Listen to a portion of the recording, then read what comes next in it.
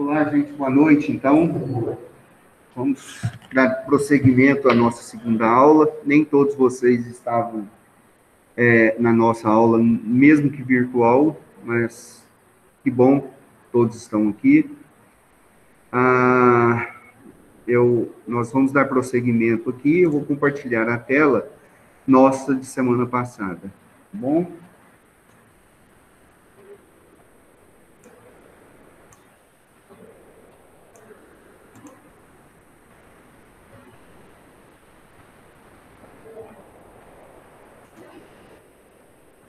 Quem está em casa aí vai tendo paciência, a gente vai ficando aqui em pé, mas se apagar a luz, se eu apagar a luz, vocês conseguem me ver?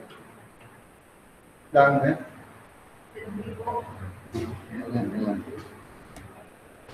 Vocês estão vendo o slide aí, por favor? Me digam. Sim, professor. Então, beleza. Tá? Sim, tá. Se alguém quiser entrar na hora que eu compartilhar o slide, eu não consigo ver, não, tá? E eu não liguei meu celular. Então, se alguém quiser entrar, manda um recadinho para a Luana, que ela me dá o toque, eu ligo aqui o celular, tá? Ok? Então, vamos começar. Eu vou mostrar um slide aqui. Esse slide aqui que vocês estão vendo, ele é diferente um pouquinho. Ele é diferente, não, ele só o layout dele que é diferente, mas ele é o mesmo que eu mostrei semana passada para todos, tá? Tá tudo lá, viu, Luana? Lá no liceu, se vocês, os dois que são representantes aqui da turma, né? Aí você dá uma olhadinha lá. Tá tudo lá, o material, os slides, ok? Para quem está chegando aí agora, eu coloquei um livro nosso que... Coisa...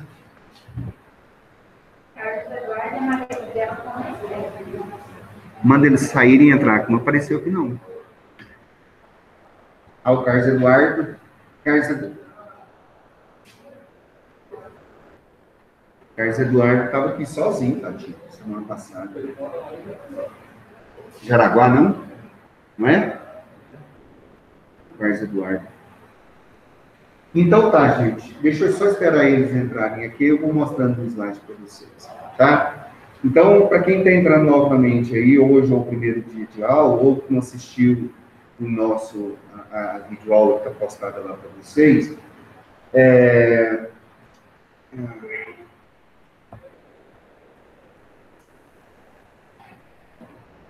o livro... Você está com ele aí, ou...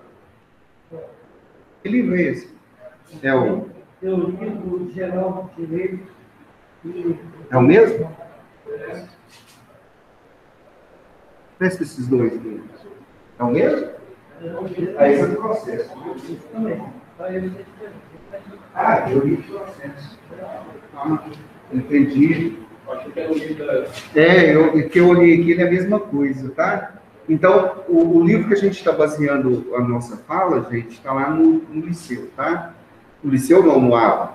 É o livro de Carlos Eduardo Bittar, tá bom? Está postado lá. E a aula passada, e a aula de hoje, o conteúdo dele está na página 19 até a página 69, se não me engano, 69, 70. Aí está postado o material em PDF para vocês. Eu fiz assim para ficar mais fácil para alguns de vocês que moram fora e etc. E às vezes tem dificuldade com a internet e não entra direitinho na biblioteca virtual para baixar. Então, eu já coloquei no sistema ABA para vocês, tá? Mas tem aqui na biblioteca, quem quiser vir buscar, e pode buscar também, e pode entrar e olhar, ok? Semana passada, gente, nós discutimos com o pessoal, tínhamos 14 ou 15 alunos aí, virtual, e só o Carlos Eduardo, né, Carlos Eduardo, que chegou aí, ó, e estava aqui, né? Então, nós falamos, conceituamos para vocês a filosofia do direito, vou fazer um link aqui rapidinho para vocês, daquilo que foi falado. a importância da filosofia do direito, da filosofia no estudo do curso, dentro do curso de vocês, do direito. Uma das preocupações básicas no curso, no direito, é definir o que é direito. E é um conceito bem amplo, não é somente um conjunto de normas e regras e leis que ordenam uma sociedade. Isso depende muito da concepção filosófica daquele que vai definir o conceito. Então, somente a partir do próprio conceito, a gente nota a importância de se estudar filosofia dentro do curso de vocês. Porque, a partir do conceito que nós temos de direito, nós temos uma concepção de direito. Então, nós temos muitos filósofos que dão muita ênfase, por exemplo, na questão da liberdade. Então, aquele que dá uma ênfase na liberdade, ele vai falar que o direito é importante, por exemplo, para a consolidação de uma sociedade mais democrática. Ele faz essa afirmação e ele dá ênfase no estudo. Se for um filósofo que dá uma ênfase no estudo na igualdade, ele é um filósofo mais de linha esquerda, da esquerda, né, que nós conhecemos, e ele dá mais uma ênfase nos posicionamentos mais de esquerda. Então, uma linha mais marxista. Então, ele vai acabar dizendo que o direito, ele ele está aí posto para manter uma estrutura, uma ordem de classe social, do qual nós temos uma classe rica, uma classe onde o capital se sobressai em relação à grande massa dos trabalhadores e que oprime o trabalhador. Então, a gente vai fazer essa discussão durante o semestre. Então, somente por esses dois pontos, nós podemos analisar a importância de nós estarmos estudando a filosofia. Filosofia nada mais é do que uma reflexão sobre esses pontos que nós estamos levantando com vocês. Né? O que é um direito? Direito é um conjunto de normas e regras ou é um sistema que oprime e que mantém um status, uma dominação de uma classe sobre outra dentro da sociedade? Então, são posicionamentos que a gente debate dentro da filosofia do direito. E aí discutimos isso com vocês, né?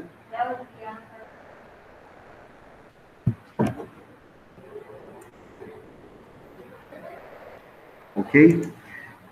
Cadê ela? Ah, entrou. Mais alguém? Uhum. Aí vai, a partir de semana que vem já vai ficar tudo automático, aí já entra normalmente. Bom, a primeira discussão nossa que nós levantamos é filosofia no direito ou filosofia do direito, né?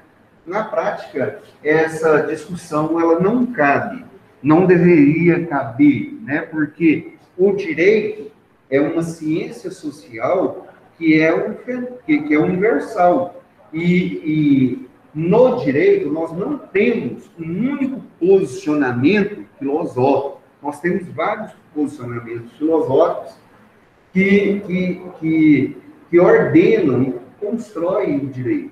Né? E esse posicionamento filosófico, ele influencia a sociedade, e isso depende muito do contexto social, depende muito da corrente, da escola histórica, da escola filosófica, né, de cada filósofo, de cada expoente do direito que faz esse debate. Tá? E não é uma filosofia exclusivamente no direito. O direito, então, não tem uma filosofia. Né? Então, essa discussão, ela acaba passando. Né? Então,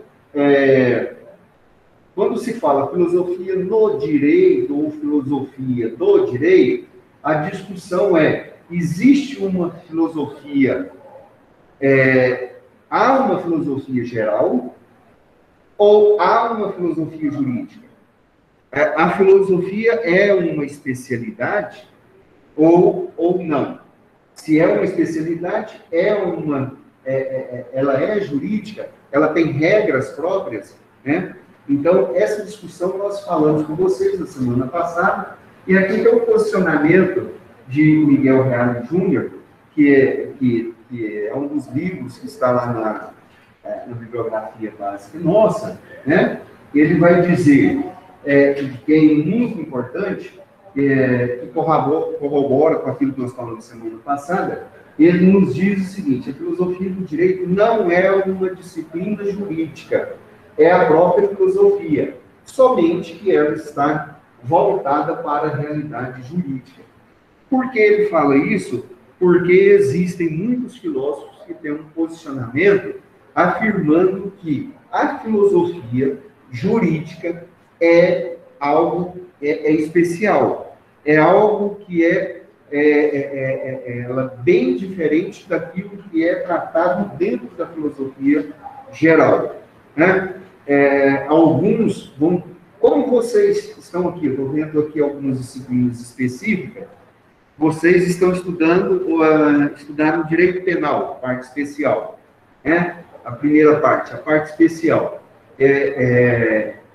Dentro do direito penal tem uma parte especial que trata de determinados institutos jurídicos relacionados ao que é penal. Em filosofia jurídica, não se pensa assim, não se diz assim, porque a filosofia jurídica, ou do direito, ela não é uma filosofia especial. Por quê? Porque ela é a própria filosofia. Ela é os próprios pressupostos da filosofia, só que ela vai se debruçar em cima dos temas jurídicos. Temas como o que eu falei agora, o que é direito, o que é justiça, o que é liberdade, o que é igualdade, como se realiza a liberdade e a igualdade, né? A solidariedade ou fraternidade, são temas que são pertinentes à discussão filosófica. A filosofia faz essa mesma discussão, né? Quando eu nasci, para que eu nasci, o que eu estou fazendo aqui, como se deve viver, né? Então, a filosofia jurídica ou do direito, ela discute as realidades, essas mesmas realidades, só que ela vai fazer essa discussão junto com, baseado no aspecto jurídico. Veja, né? O que é a filosofia? Né? Para que serve a filosofia? E por que da filosofia? Nós discutimos isso semana passada com vocês, né? Com algumas reflexões básicas. Né? O que é filosofia? Filosofia é uma reflexão. Filosofia é um estudo de uma realidade. Filosofia é refletir, é meditar,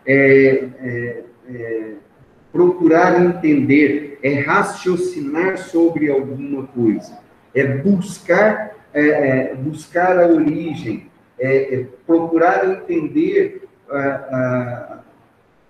as coisas, procurar entender o universo como um todo. Então, o objetivo da filosofia é justamente esse. Segundo ponto, para que estudar? Ora, uma das razões para se estudar a filosofia é para não aceitar tudo pronto e acabado. Aquilo que os outros dizem o que é. Né? Então, nós temos que estudar e nós temos que conhecer. É imprescindível que todos nós tenhamos noção do que sejam as coisas, do porquê das coisas, quem disse o quê, de fazer a reflexão de tudo. Nós não podemos aceitar aquilo que este professor simplesmente está falando aqui e eu ficar sem questionar, sem eu parar, sem refletir. Um político que chega e usa as mídias sociais aí, constantemente, e fazendo essas discussões. Então, para que estudar? Literalmente, para nós não sermos pessoas alienadas. Literalmente, para que nós possamos ser pessoas críticas. pessoas que procuramos entender a realidade como ela é e fazer a crítica, se necessário for. A crítica que nós falamos não é aquela crítica para destruir, não é aquela crítica para encher o saco, para criar confusão. A palavra crítica, no grego, significa cultivar. Então, ela era utilizada pelos filósofos naquele sentido do agricultor, daquele cara que ia plantar, ele cavuca a terra, ele prepara a terra, ele vai ali, planta, e depois que ele planta, ele está cuidando daquilo que ele plantou, aguando, deixando o mato crescer. A ideia de crítica, a raiz da palavra crítica, ela vem da mesma palavra de cultivar. A ideia é justamente essa, do filósofo ser aquela pessoa que vai entender a realidade como ela é, que vai procurar buscar o conhecimento, procurar os elementos importantes, necessários, característicos do conhecimento, para que ele não possa se tornar uma pessoa alheia, alienada, né? E, a partir do seu nível de conhecimento, fazer a devida crítica, né? Por que estudar? Porque nós não podemos conformar com esta realidade. Nós não podemos aceitar o mundo como está, simplesmente por aceitar. Nós não podemos achar que o mundo já está bom, está pronto, já está acabado. Não, nós podemos e devemos buscar a filosofia, né, para transformar essa realidade do mundo em que vivemos, essa sociedade que vivemos. Nós precisamos mudar, modificar, construir essa sociedade. Então, essas são algumas das razões que nós falamos para vocês da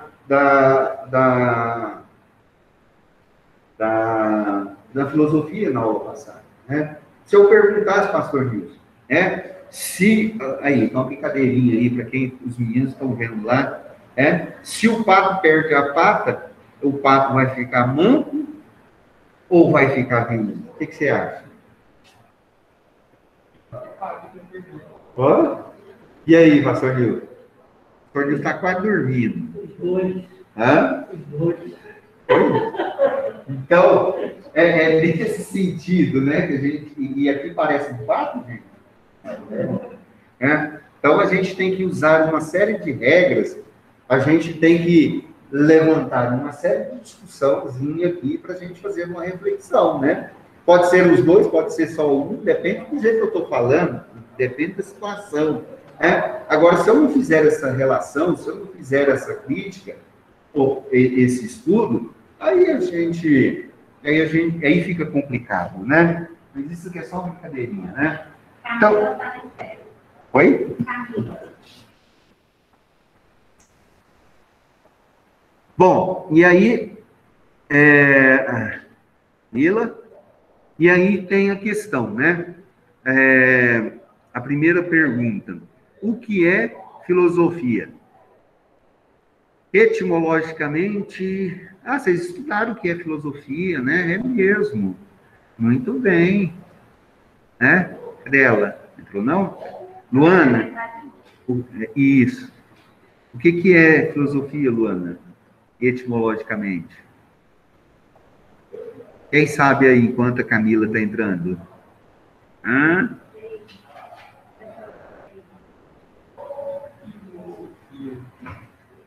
Hã?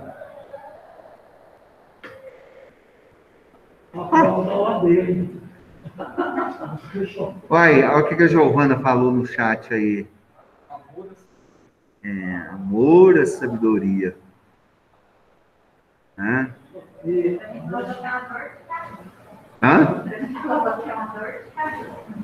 Hã? Quem falou? Tá. Filosofia Sofos, né? De Sofia, né? Sofia é sabedoria, filos é amor. Mas não é um amor, né, pastor? pastor está aqui, não é um amor erótico, não é um amor... O quê? Hétero. Isso, não. É um amor fraterno, que é a palavra filos, né?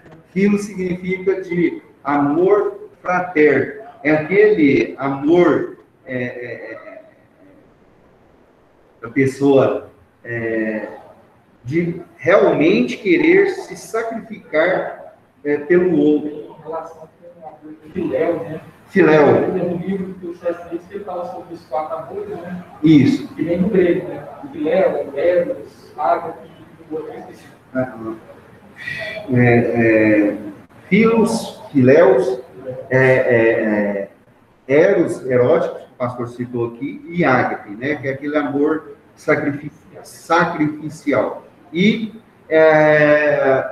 o amor filos, aqui, né? Então, só significa sabedoria. Na hora que ela entrar, eu volto aqui de novo. Ela está demorando. Então, o que é filosofia? Filosofia é uma palavra que deriva do grego, tá? E aí ela significa filo, amor, sophos, sabedoria. Filo deriva da palavra que quer dizer amor fraterno, amizade, companheirismo, né? Os gregos afirmavam que as pessoas deveriam buscar a sabedoria o tempo todo, né? Logos, sophos significa sábio. Então, sábio é aquela pessoa que busca a própria dor de cabeça, como a Luana falou, mas essa dor de cabeça, né? Então, está escrito aí, filosofia, amor pelo saber, tá? Literalmente, isso daí, né? Que vocês estão vendo, tá? Bom, e aí pergunta-se, quem é o filósofo? Quem é esse amigo da sabedoria? Ele é o filósofo. E na aula passada nós debatemos isso com vocês. E quem é o filósofo? O filósofo é aquele que tem a preocupação de buscar a própria sabedoria. É aquele que anda lado a lado com a sabedoria. É aquele que busca raciocinar sobre as coisas. É aquele que busca o entendimento da realidade. E depois de buscar o entendimento da realidade, é não se conformar com aquilo que está pronto, né? Aristóteles falava que a filosofia era o espanto da realidade, se espantava com a realidade e ficava literalmente assustado com aquilo. Então, o filósofo é aquele que tem uma atitude de espanto diante da realidade. É aquele que busca o tempo todo fazer a reflexão, uma reflexão filosófica sobre a realidade, sobre o tema, e procura, acima de tudo, mudar. Preocupa-se em transformar aquela realidade. Veja, se você pegar esse conceito, né? Vamos lá, está escrito aqui no livro do Wikipedia. Uma pessoa que tenha dificuldades de integração social e seja atrapalhada, mas que nutre grande fascínio pelo conhecimento. Ok? Então, este é um filósofo. Quem é um filósofo? Uma pessoa que tem um fascínio pelo conhecimento. Vejam bem, é interessante, todos nós temos as nossas vontades e os nossos sentimentos. Todos nós temos um fascínio por alguma coisa. Seja por ela, seja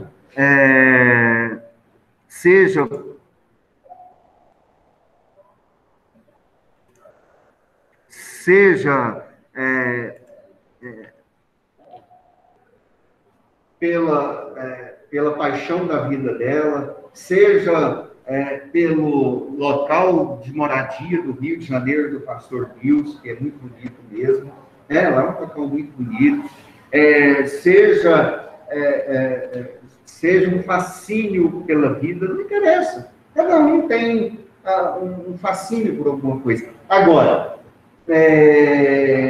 neste conceito, a pessoa que tem um fascínio pelo conhecimento, ele pode ser considerado um filósofo. Em que sentido que o autor quer dizer sobre isso? Quer dizer que aquela pessoa que... conhecimento é uma palavra que vem de gnose. Gnose. Gnose significa conhecimento.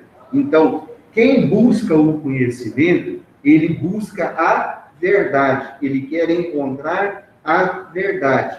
Então, o filósofo é aquele sujeito que busca esse conhecimento porque ele tem a intenção de buscar a verdade. Ele acha que a verdade pode mudar a realidade, ele acha que a verdade pode mostrar outro caminho, então ele é fascinado, ele o tempo todo está buscando esse tipo de conhecimento, ok?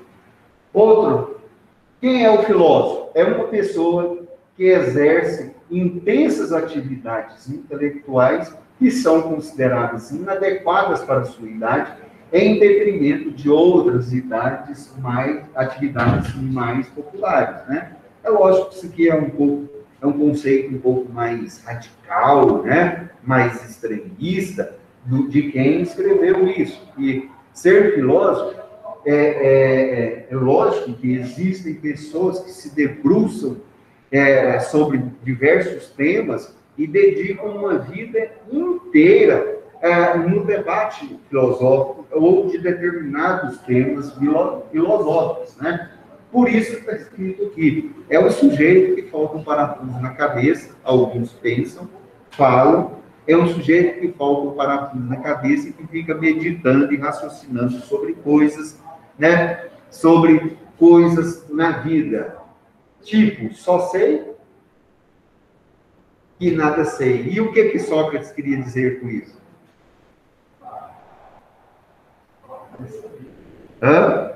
Só sei que nada sei. Eu só sei que Sócrates, quando falava só sei que nada sei, é que quanto mais ele raciocinava, quanto mais ele pensava, a única certeza que ele tinha é que aquilo que ele descobriu não era a única coisa, que poderia ter outra coisa. A partir daquilo ali... Acaba que o filósofo na prática, assim, na realidade, né? Acaba que fica mais na contemplação e no idealismo, vamos dizer assim, fica idealizando conceitos, mas não aplica na realidade. Sim, pode ser isso. Platão é isso. Platão é esse sujeito que é bem idealista, que fica pensando sobre isso, raciocinando sobre isso, né? Essa é uma característica, inclusive, da própria filosofia, a ideia do dever ser, né? Mas, por exemplo, Aristóteles já era mais prático, mais pragmático. Existe uma corrente hoje chamada pragmatismo ou utilitarismo, que trabalha muito nessa linha, que vai muito mais além da contemplação. Os romanos foram um pouco assim. Eles falavam, olha, a gente tem que fugir desse campo aqui só da contemplação. A gente precisa. Mas a filosofia tem disso que você falou aí, com certeza. Isso aí, veja, é um posicionamento. É você raciocinar, você ficar meditando. Você já viu aquela escultura de Rodin? O pensador, o cara está nu, despreocupado da vida, né? Mas ele está ali meditando, né? Essa é uma característica do filósofo. Para ele, o Rodin falava, esse aqui é o cara que está buscando o conhecimento alheio a todas as preocupações materiais e ele está meditando para saber o que é. Mas você já viu também aquela outra figura que o cara também, que além de ele ser um atleta, que ele carrega o mundo nas costas, é a mesma ideia também. Os gregos pensavam muito disso daí, que o atleta também, ele tinha isso aí. E ele tinha que ter esse posicionamento, né? Então, veja, aqui nós temos 2 pontos, né? Falando sobre o filósofo, né? Se fosse hoje, nos nossos dias, esse seria um nerd, né? Aquele carinha lá, engomadinho, né? Que, da roupinha corretinha, com óculos, cara de óculos com... Como é que é o nome desse negócio, pastor, aí, do óculos? Dessas armações grossas, né? E dá aquele cara, poxa, aquele cara intelectual, óculos de garrafa, roupinha assim. Então, essa é a ideia que nós pensaríamos desse sujeito hoje. Do adolescente, do jovem, que tinha que podia namorar, ir para o cinema, jogar bola, começar a ganhar a vida, mas está lá debruçado nas coisas, procurando aí um conhecimento. Né? Então, gente, a ideia do filósofo é aquele que tem aquilo que na aula passada nós chamamos a atenção para vocês, que é chamado de atitude filosófica. Tá? O filósofo é aquele que tem atitude filosófica. O que seria essa atitude filosófica? A atitude filosófica é aquela em que o sujeito, ele tem fascínio, ele tem um espanto, ele tem um amor, uma amizade pelo saber, ele procura, ele tem vontade de procurar, de fazer, ele tem vontade de refletir sobre todas as coisas, ele tem vontade de estar discutindo sobre tudo, ele tem vontade de entender a realidade, ele está sempre perguntando: quem é que falou sobre isso? Por que ele falou sobre isso? O que ele quis dizer sobre determinado assunto? Qual a consequência disso que ele falou, que está falando? Qual o resultado disso? Então, o filósofo, ele tem essa preocupação o tempo todo. Ele está fazendo essa discussão. Né? De onde é que o político tirou essa coisa? Alguém já falou isso uma vez? Já aconteceu isso na história? Etc. Então, ele está fazendo essa discussão o tempo todo, né? Então, para que filosofia? Para que... Sim. Nós estamos vendo agora, tem uma música. Nós temos agora uma música evangélica, que o cantor trabalha mais nessa linha. Filosofia para explicar, teologia, e aí ele diz: ninguém explica Deus. Aí ele usa mais ou menos essa parte filosófica. Para essa realidade. Não ouvi essa música, não. Depois, manda ela para mim, link, alguma coisa, eu vou ver. Né? Não, mas ele trabalha a mensagem musical, está trabalhando a questão da filosofia e teologia. A questão de querer definir Deus, e ele coloca, né, que ninguém explica Deus. Nós já até conversamos isso, né? Tem gente que a própria filosofia tenta definir a Deus, que não consegue satisfazer, ciência também, e assim nós temos, né? E aí tem que ser dentro da esfera religiosa para você ter uma definição. A de definir Deus acaba que é limitadora, né?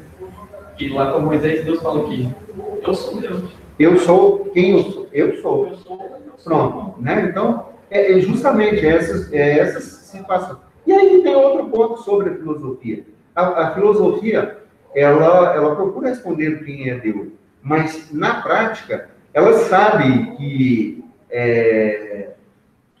sobre a filosofia existem tantas pessoas que falam que Deus existe, que Deus não existe, que é a água, que são os elementos da natureza, que é a água, a terra. Enfim, existem muitas definições. Mas o que é o bom da filosofia é que ela não se fecha. Você tem o seu posicionamento filosófico, o Luana tem outro, o pastor Nils tem outro, cada um de nós temos outro. E a ideia de filosofia é que cada um de nós podemos refletir sobre alguma coisa, ter o nosso posicionamento filosófico, mas o que nós não podemos ter é se fechar em nós mesmos. Criar uma redoma em volta da gente e a gente, opa, você não sabe nada.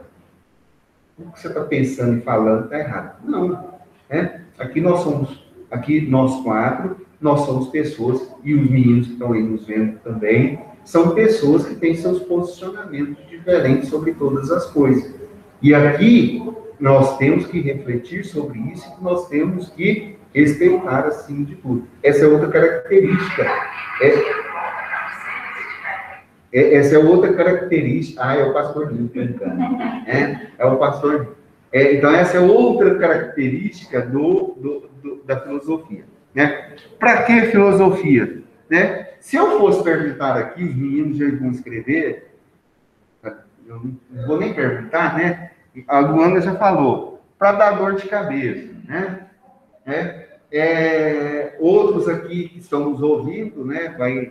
Até pode concordar e está mandando no zap aí, para concluir a disciplina, para concluir o curso, né? Para fechar o bimestre, o semestre, né? Para cumprir a grade do colégio, né? Para mim passar de ano, para mim ir na sexta-feira, né? Para mim ter que formar, tá? Para mim passar na UAB, ser aprovado em algum concurso, né? Eu sei que muitos de vocês estão pensando assim e até fazem essa afirmação. Inclusive, gente, para quem quiser passar na UAB, tá? Para vocês passarem na UAB, precisa de 50%, né? Mais né? 41 questões vocês já passam já. Né? Acontece que na prova da UAB, tá? Ela cai quatro questões de filosofia e cai 8 questões de ética. E ética é uma parte da filosofia. É um dos temas abordados pela filosofia. Então, só aí 10 com 4, 14, se vocês prestarem muito atenção em filosofia e em ética, vocês conseguem livrar 25% na prova da OAB. Seria um ponto importante. Principalmente porque as matérias são menores do que um direito civil, um direito penal e etc. Tá bom? Mas vamos lá. Oxalá, tá? Oxalá que nós pensemos ou achemos que a filosofia é muito mais do que simplesmente passar de ano. É muito mais do que a gente cumprir uma grade curricular. Ou é coisa para quem não tem nada que fazer. Nada disso, tá? A filosofia, ela é muito importante e ela nos envolve de tal maneira porque ela que procura responder várias questões para nós, né? Dos quais nós estamos envolvidos e dos quais nós temos o nosso posicionamento. Então, nós vamos estudar com vocês, durante esse semestre, por exemplo, essa questão da ética, né? Hoje mesmo, talvez, nós já vamos discutir com vocês a questão da ética e da moral, né? Ética e moral, ela começou a ser discutida na filosofia por Sócrates, né? Sócrates, ele criticava quem que ele criticava? Os sofistas. Ele criticava os sofistas, porque para os sofistas tudo era relativo, estava tudo de boa, né? O bem era relativo, a felicidade era relativo, tudo dependia do meio, e Sócrates falava, olha, não é por aí não. Então, ele defendia, por exemplo, ele era bem firme em uma série de princípios e valores, nós vamos discutir isso com vocês. Mas a ética socrática é muito importante, porque ética tem a ver com princípios, com valores, e ele dava uma ênfase muito, muito grande nesses princípios e valores, no comportamento do sujeito, no caráter do sujeito dentro da sociedade. Para ele, tá? A ética tinha que ser coletiva, tá? A ética tinha que ser um bem comum para cuidar da vida da sociedade, para que a sociedade pudesse alcançar a felicidade, para que a sociedade fosse melhor. Era importante que todos tivessem um bom comportamento ético e moral, todos dentro da sociedade. Os gregos, né, principalmente do período socrático em diante, eles vão dar muito valor ao aspecto coletivo.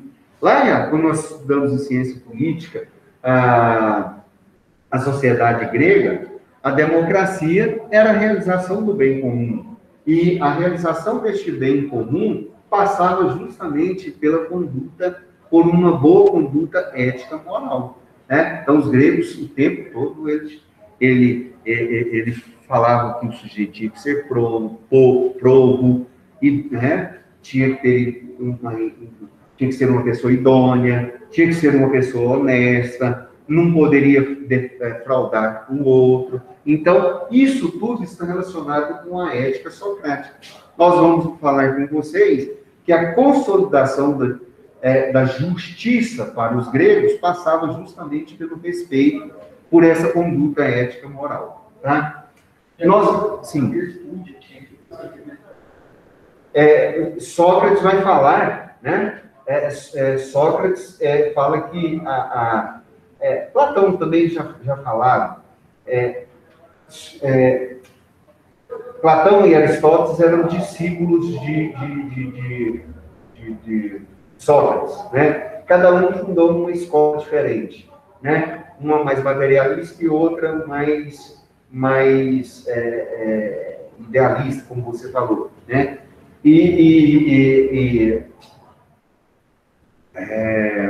Platão já chamava essa atitude, essa atenção. É uma grande virtude do ser humano, virtus, né? Aí depois Aristóteles também vai dar ênfase nisso, né? Então, o cara que procura, o sujeito que procura fazer o bem, olhar o próximo, ter o respeito, isso é um cara um virtuoso, é um cara que tem uma boa conduta ética, né? Bom, nós vamos discutir aqui conceitos de justiça para Aristóteles, né? Aristóteles escreve um livro muito interessante, chamado Ética Nicômeno, né? Alguém sabe quem era Nicômeno? Sabe? Nicômeno era o seu próprio filho de Aristóteles, e ele era médico, né? Ele era médico, e aí Aristóteles, ele aconselhava Nicômeno como deveria ser a conduta do seu filho, sua conduta profissional, sua ética profissional, tá? Como deveria ser o dia a dia daquela pessoa, né? E aí ele falava para Nicômeno, você tem que buscar a justiça. E aí ele vai definir, nós vamos discutir a justiça para Aristóteles. Aristóteles vai falar que justiça é dar a cada um aquilo que é seu, ou seja, aquilo que é de direito do sujeito é dele, e a sociedade tem que fazer isso. E aí a gente vai fazer essa discussão, o que é justiça. Então, eu tenho uns conceitos interessantes de justiça, justiça comutativa, justiça distributiva, justiça restaurativa, né? Se o sujeito roubou, ele tem que ser...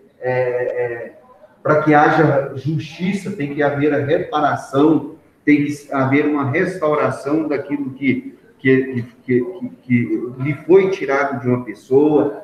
Justiça comutativa, a justiça das trocas, das relações das trocas, né, que é muito utilizada hoje como um princípio que rege os negócios jurídicos, né? Se eu comprar, eu tenho que pagar pelo valor que lhe é devido, ou seja, sem exploração, sem dando um valor necessário, é chamado de valor. Nós vamos discutir isso com vocês, isso é chamado de justiça comutativa. E é chamado também, e tem justiça distributiva, né? Como a justiça é um bem social, como a justiça é um bem coletivo, ela tem que ser, entre aspas, distribuída literalmente a cada pessoa, né? Aquela pessoa que que é hipossuficiente, aquela pessoa que não tem dinheiro, ela tem que ser tratada de maneira diferente. É isso que Aristóteles falava. Ele dizia para nós, ele dizia para os gregos que aquela pessoa que era pobre, aquela pessoa que era de menos recursos, aquele que era estrangeiro, ele tinha que ser tratado de maneira diferente. Ele não fala de maneira igual, não. Ele fala que tinha que ser de maneira diferente, de acordo com a sua necessidade. Olha só como é que é. Hoje nós batemos no peito que tem que ser tratado todo mundo igual perante a lei. Bom, na prática todo mundo é tratado igual perante a lei. E a gente vê que nosso país a desigualdade social é muito grande.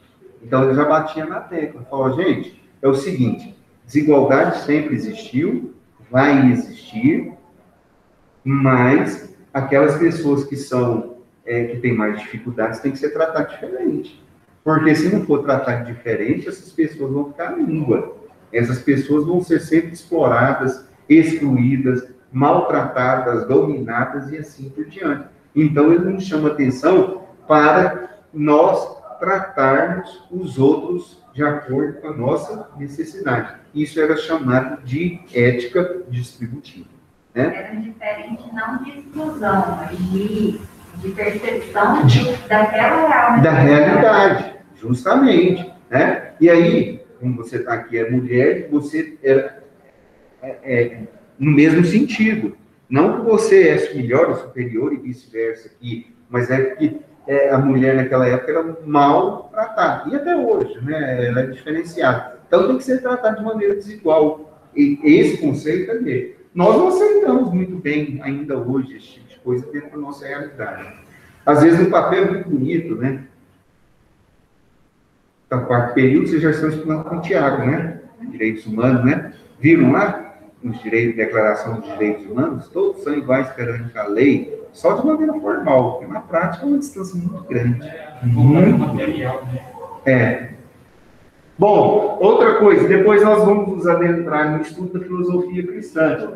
A filosofia cristã, nós temos dois expoentes maiores. Nós temos Santo Agostinho e nós temos São Tomás de Aquino. E aqui, ó, Santo Agostinho, ele é amante de Platão. São Tomás de Aquino, ele restaura as ideias de Aristóteles, né? Então, todo o pensamento na Idade Média, que é o pensamento da Igreja Cristã, basicamente passa por esses dois aqui, né? Santo Agostinho, ele escreveu qual livro, pastor? Lembro. Lembra? Cidade de Deus e Cidade dos Homens, né? E aí ele fala nesse livro, Cidade de Deus. Às vezes eu faço confusão até hoje do Agostinho e desse aí do Hipona. Tem dois Agostinhos. Esse é Santo Agostinho de Hipona. Então, tem o outro também, né? Aí eu não sei. Assim, mas Santo Agostinho, ele escreveu um livro. Esse é o... Ele escreveu um livro chamado Cidade de Deus e Cidade dos Homens. Ele vai dizer que a cidade dos homens é manchada pelo pecado. E que os homens tiveram livre-arbítrio para escolher o caminho. E levaram o caminho o caminho trilhado aos homens levaram à perdição. Então, que eles têm que voltar e procurar as coisas divinas novamente, né? Então, ele fala muito sobre isso daí, tá?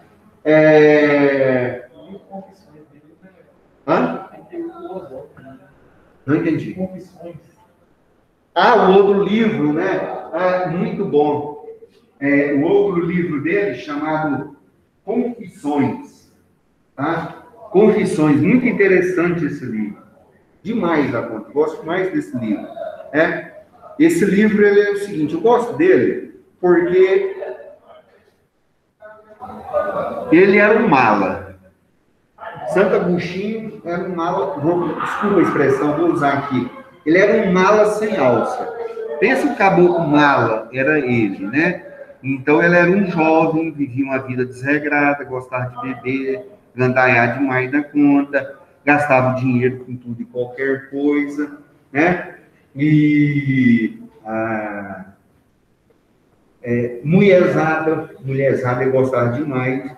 Tanto é que aos 14, novo, na adolescência, não me lembro direito se era com 14 anos, sei que era novo, ele arrumou um amante, essa amante acompanhou ele, foi o grande amor da vida dele, até que depois ele largou dela. Ele tinha uma vida desregrada. E aí, em Confissões, ele conta essa história, ele conta tudo isso e fala que que a mãe dele era muito piedosa e tudo, e era uma crente, orava o tempo todo, ia à igreja o tempo todo, e orava e pedia para a vida dele. O mais interessante desse livro é a forma como ele vai caminhando com diversas filosofias.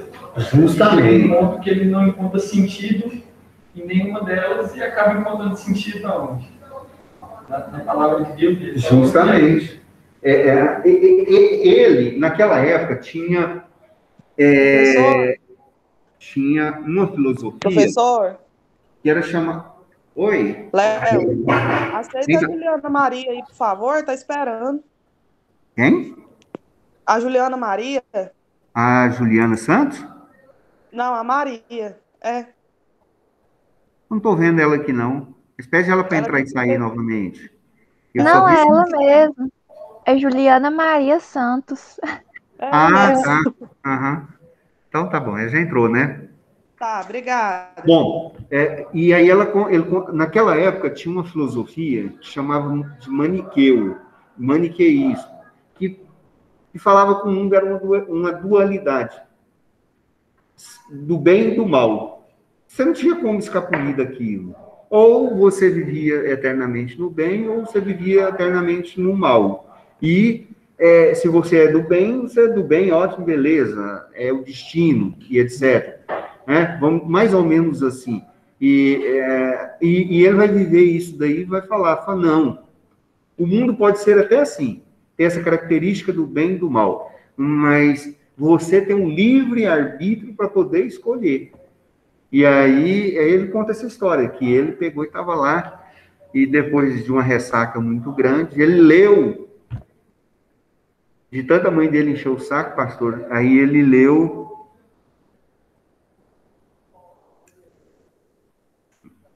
Uai, a Juliana tem 2 telefones?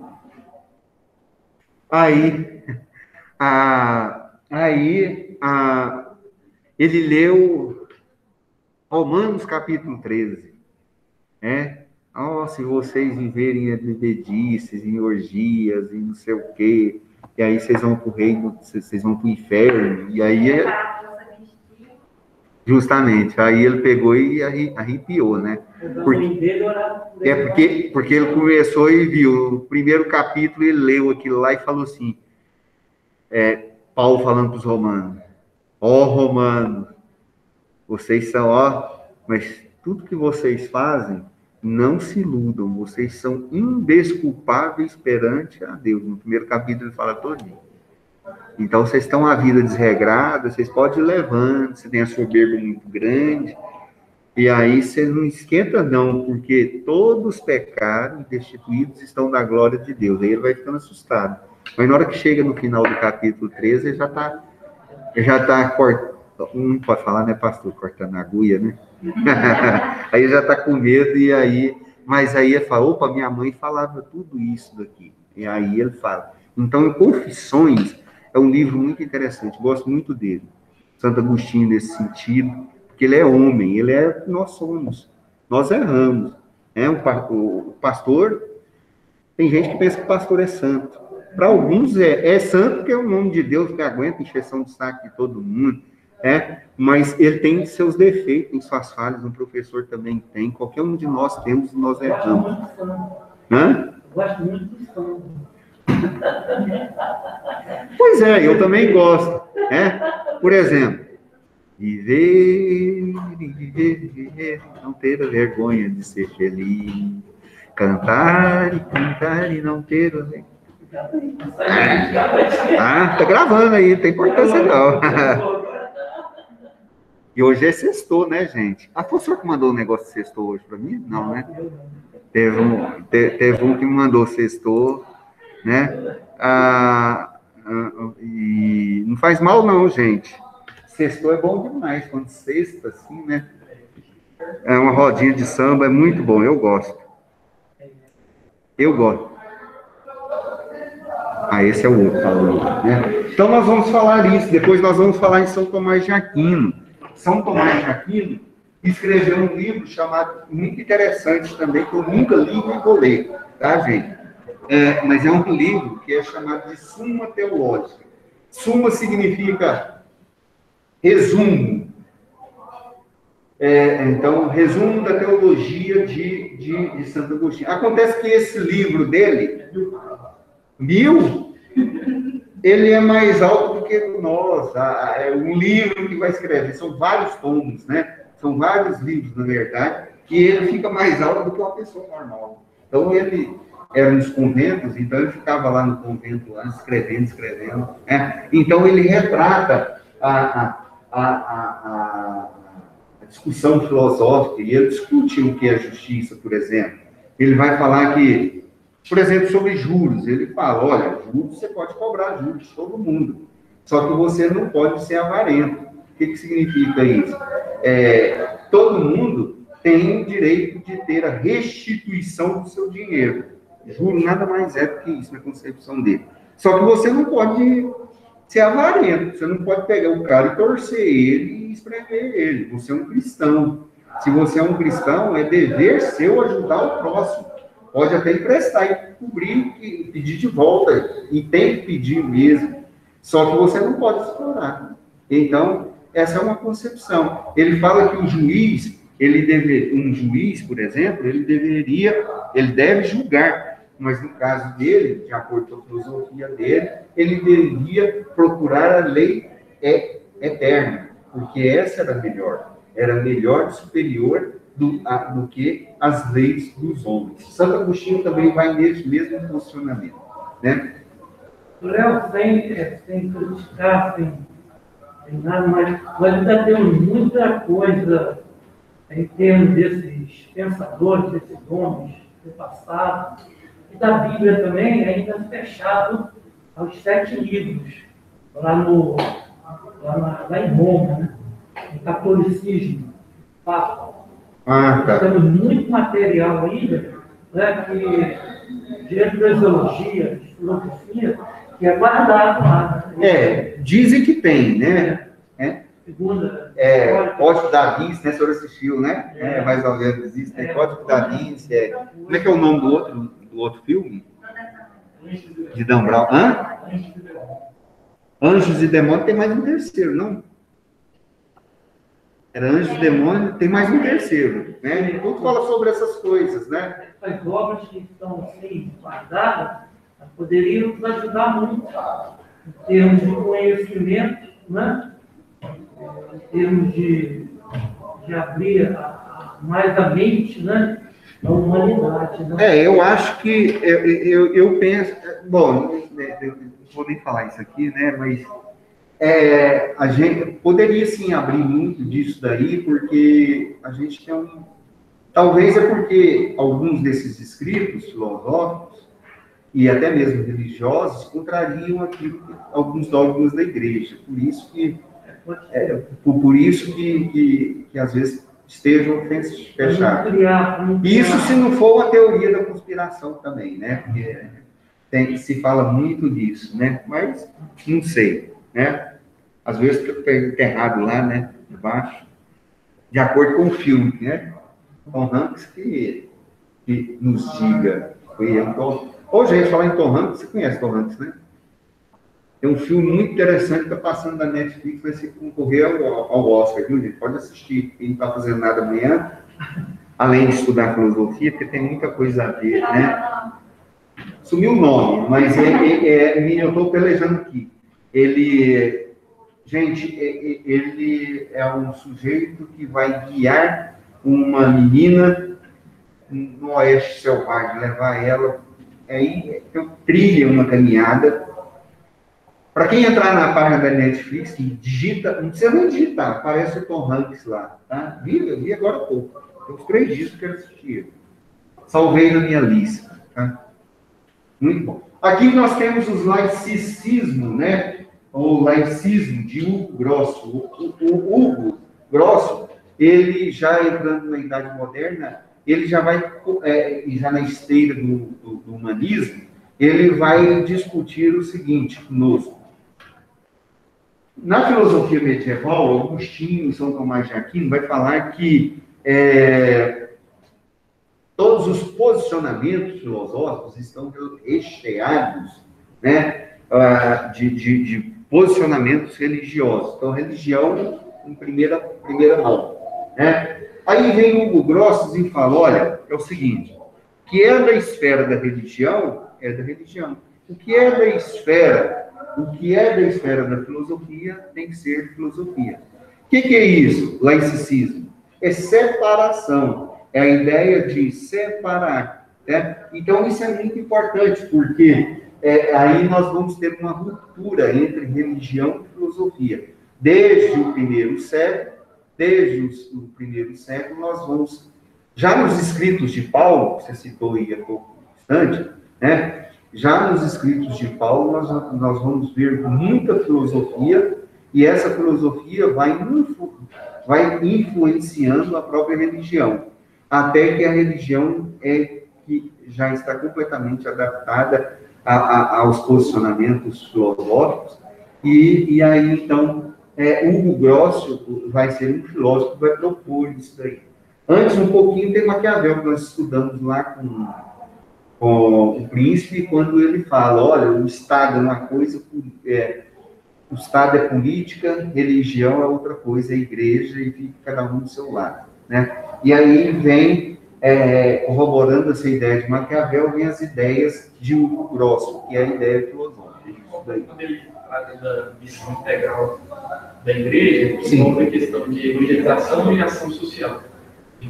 Aí fala sobre Abraham Kuyper, e sobre a ideia de esfera de responsabilidade, como Deus exerce a sua soberania na criação por meio das esferas de responsabilidade, esferas de soberania. Ou seja, no mundo, a gente tem diversas esferas e cada uma expressa a soberania de Deus. Em cada esfera de responsabilidade, Deus deu ordens e limites para essa esfera. Por exemplo, a gente tem o Estado, tem sua esfera de responsabilidade. Justo. A gente tem a igreja, que tem sua esfera de responsabilidade. Tem a família e tem a sua... A família, enfim, várias esferas de responsabilidade, só que ele não desliga essas esferas. Tem uma tarefa principal, mas observando os princípios da outra esfera. Justamente. Por exemplo, na igreja, qual que é a tarefa principal? Evangelização. Justo. Mas a gente não pode perder de vista a filosofia, os princípios da filosofia, as esferas da filosofia no ensino, na doutrina, a questão da estética, do culto. Justo. Perfeito. É igual você pregar paz e amor e guerra toda hora. É igual você pregar amor, esse amor ao próximo e deixar o próximo passar fome. Isso é uma coisa que eu acho inconcebível dentro de igreja. Porque o discurso é muito bom. É muito fácil um pastor, um padre ficar lá na frente falando isso, aquilo, outro. E a igreja muitas vezes se esquece do pobre, do desamparado, do excluído. Então não pode se esquecer dessa missão, que essa missão muito grande do papel da igreja. Se esquecer, acaba. Se esquecer, vira simplesmente uma instituição só. Então, eu também... Esse momento de pandemia, no ano passado, aquela crise toda, eu peguei e falei para a igreja. Eu falei, nós não podemos ficar aqui dentro das quatro paredes e nem dentro de casa, sem poder fazer nada. Existe alguém nessa cidade, nessa hora, precisando de nós. Nós precisamos fazer alguma coisa. É isso aí, no bairro, procurando ver quem estava necessitado, procurando ver como a gente podia ajudar. Então, nós conseguimos 25 cestas básicas, igreja, doações, e saímos distribuindo. Tem que fazer isso.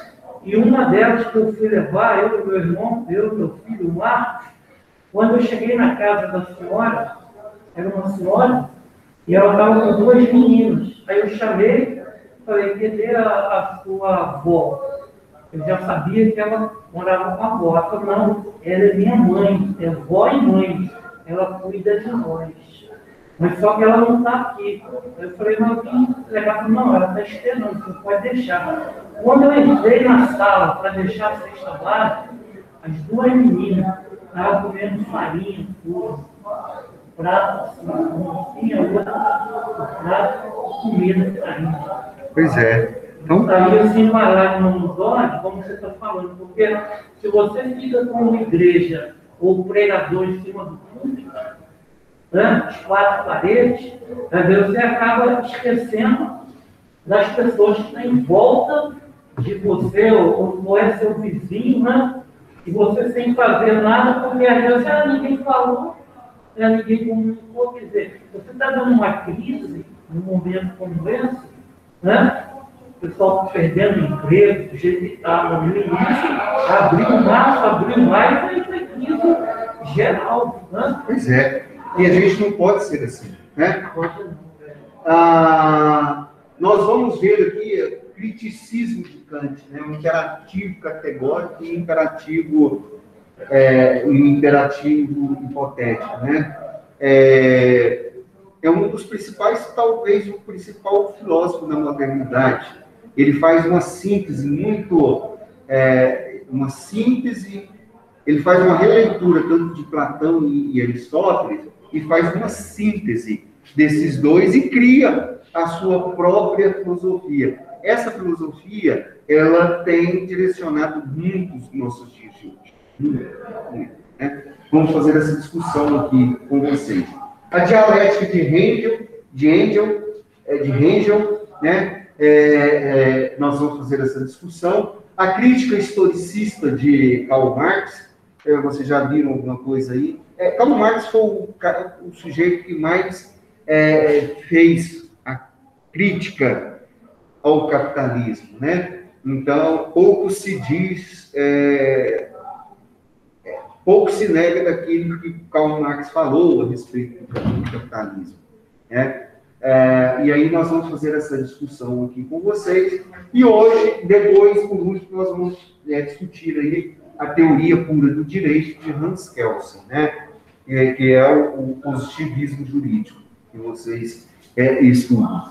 Hans Kelsen, por exemplo, vai falar que a lei é impositiva. A lei, ela foi criada pelo próprio Estado. E que a lei, ela existe para manter a ordem. E que ela não deve estar baseada de princípios, ser baseada de princípios e valores. Ela tem que dizer o que se tem que fazer, o que tem que observar, e que a lei vale para tudo e para todos de igual maneira, e que ela é coercitiva se as pessoas não fizerem o que se tem que fazer.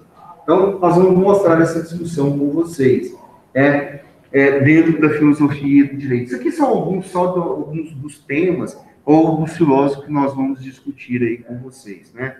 Aí tem a figurinha desses cabras aí, né? Então, por que a filosofia do direito ou no direito, né? E aí nós já falamos no início com vocês, né? O que é direito, né? Para que o direito e por que o direito, né? Vejam bem, olha aqui o conceito. Vamos tentar ver aqui essas três perguntas só para a gente ficar aqui. O que é direito, para que direito e por que direito? Olhem só, Roberto Lira Filho, né? O direito é sendo. O que ele quis dizer com isso? Roberto Lira Filho fala. O direito é sendo. Sendo é uma coisa que vai acontecer. Direito é algo que deveria ser. Tá? A ideia que ele está querendo pôr para nós colocar para nós é essa. Então, o direito é algo que é construído. O direito é algo que é construído, não é simplesmente posto. Veja que eu acabei de falar aqui de Hans Kelsen, o filósofo austríaco, que falava: o Estado cria a lei, o Estado põe a lei. E o que a sociedade tem que fazer é só obedecer à lei, nunca questionar a lei. Isso é o que Hans Kelsen fala, né? Essa questão, a lei é justa ou injusta, essa não é a discussão dentro do positivismo. O que você tem que fazer, então? Só obedecer o que está escrito na lei. Hans Kelsen fala isso.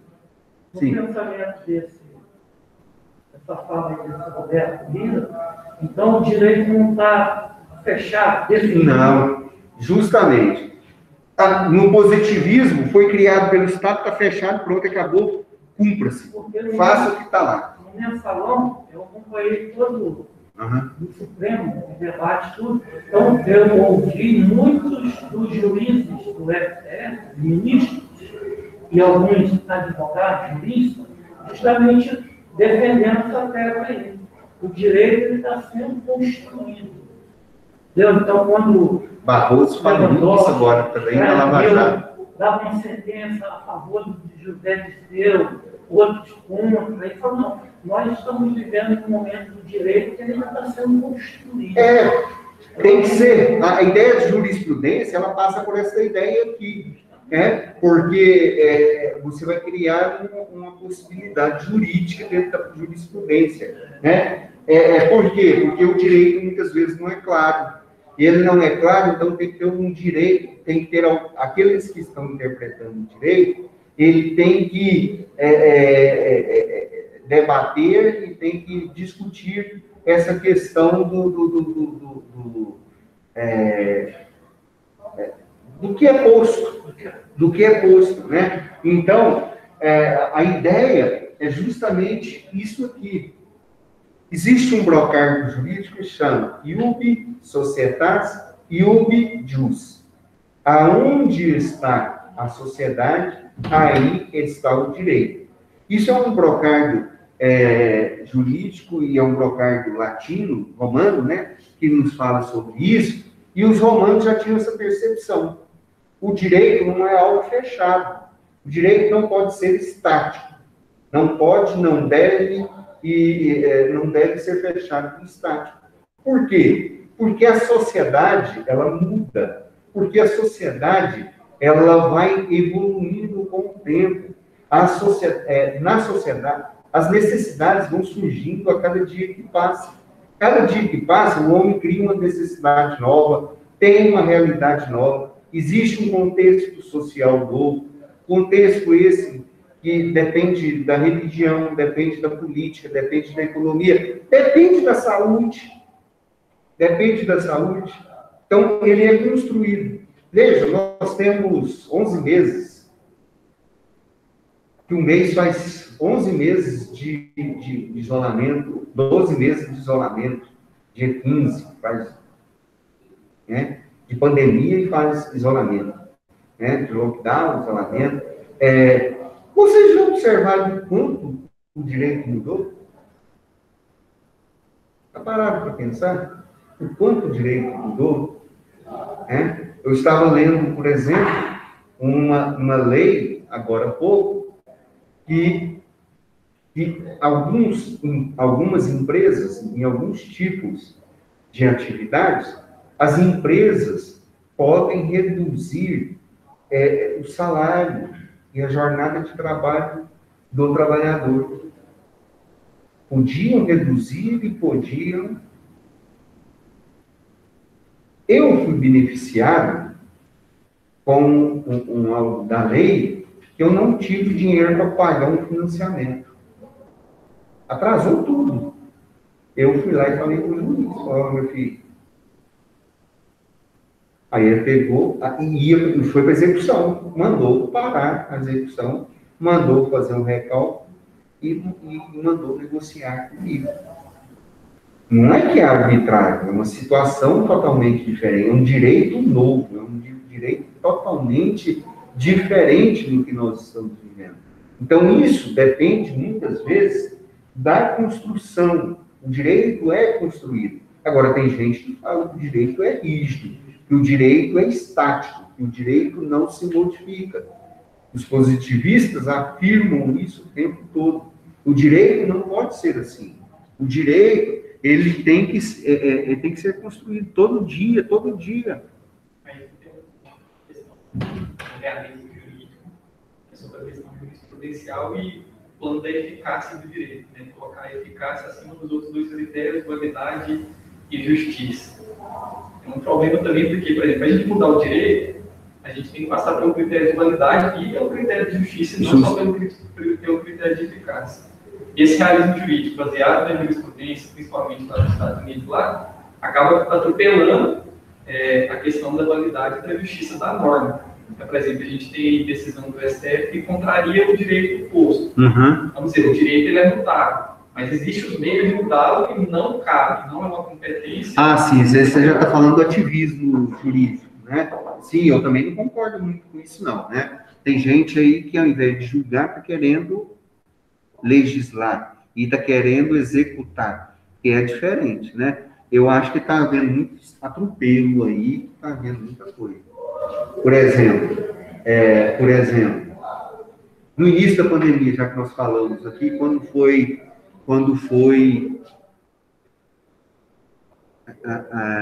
o Bolsonaro foi indicar aquele sujeito para a Polícia Federal, que o STF falou que não podia. Foi como não podia? Prerrogativa do cara, ele põe o que ele quiser, ué.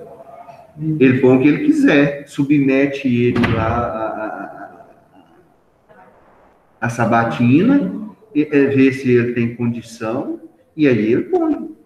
É um cargo estratégico dele, ele vai pôr quem ele quiser. Aí queria pôr o outro. Você vai pôr um inimigo para te olhar? Não tem lógica. Não tem lógica. Isso é questão política. E aí, quando se fez aquilo, na minha concepção, eu achei que isso estava muito. É lógico que talvez uma pessoa que esteja me ouvindo vai... Ah, não, por causa de coisas políticas. Tendência de coisa falar, não, esse cara é louco e não louco. O presidente ele não quis usar, ele jogou politicamente, jogou a STF contra a nação, porque ele não usou o pedido para que a corte julgasse, e não que fosse só o juiz julgando. Quer dizer, o presidente ele podia usar esse direito dessa prerrogativa, pedir para que o colegiado, né, pudesse votar. Então, ele não ficar só na mão de um ministro. Pois é, mas mesmo assim, ele não é bobo. Ele não é bobo, nem nada, ele pegou, vai dar um tiro no pé? Não, se vira, agora vocês resolvem isso daí. Mas é o que ele está falando. E eu concordo na tese dele, justamente nesse sentido. Porque muitas vezes, aqui vocês estão estudando teoria geral do processo, não é? É com o César, não é? Daqui uns dias o César vai falar aqui uma coisa com vocês. Do Tribunal de Nuremberg. Tenho certeza, ele gosta de falar toda vez no quarto período, ele coloca vocês para estudarem o Tribunal de Nuremberg. Foram fazer um julgamento depois da Segunda Guerra Mundial, em Nuremberg, na cidade lá na Alemanha, dos crimes de guerra cometidos pelos generais. Na hora que estava julgando os generais são perguntados: vocês são acusados de tais e tais crimes, de matarem 6 milhões de judeus, ciganos, homossexuais.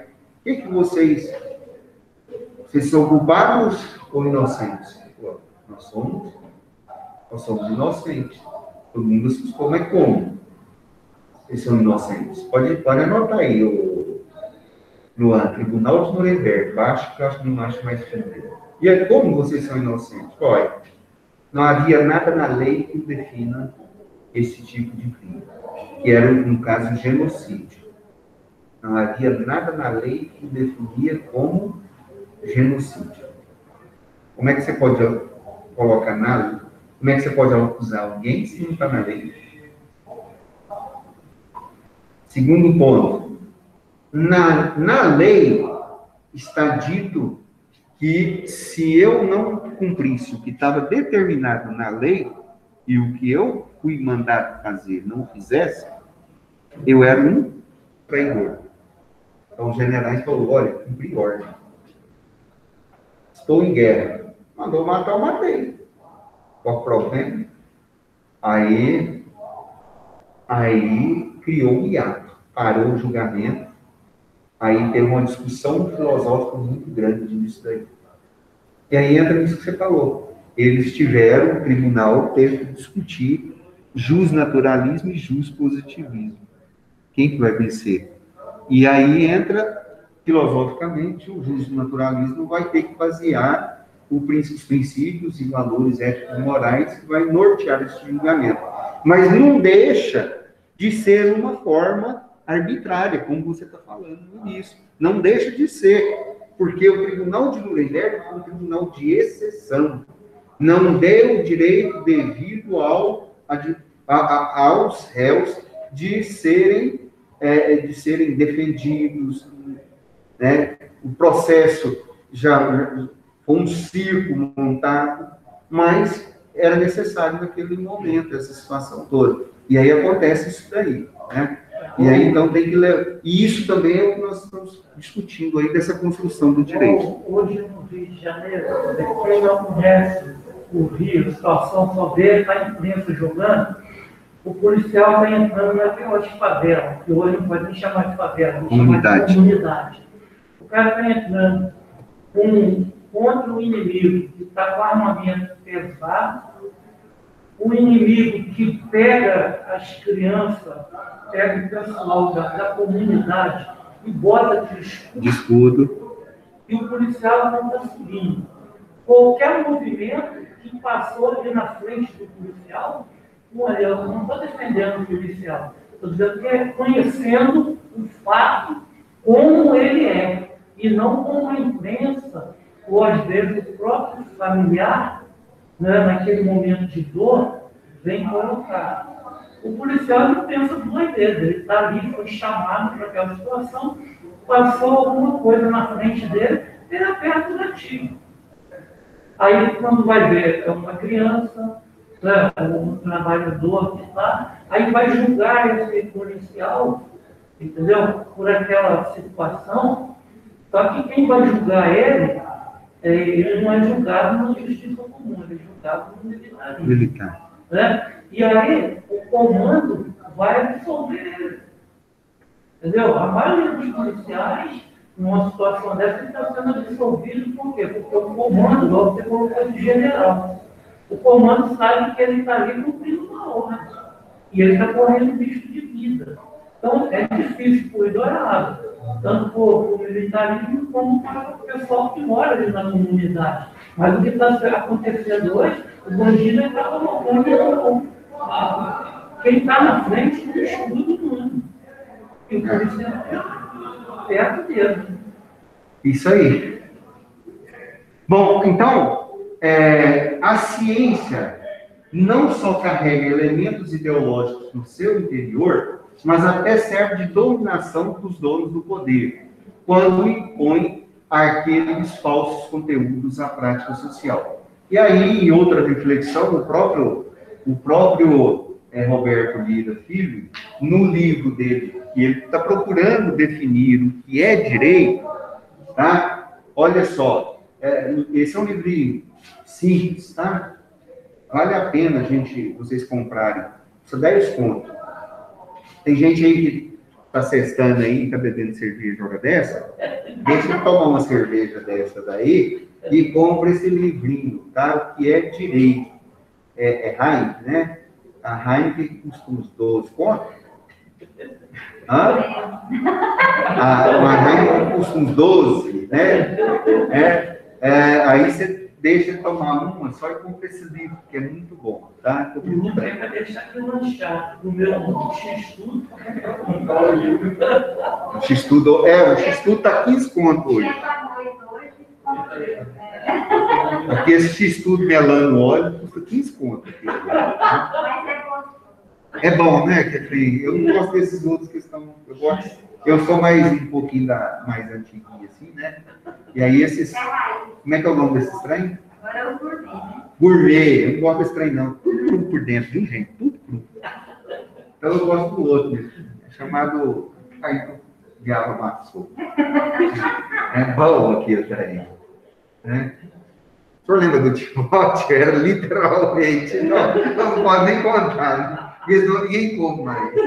Mas era bom, gente. Mas era bom. Era bem aqui embaixo. Olha. Aí eu lembrei do Timóteo. Ô, Timóteo, gostoso. Gente, é o seguinte.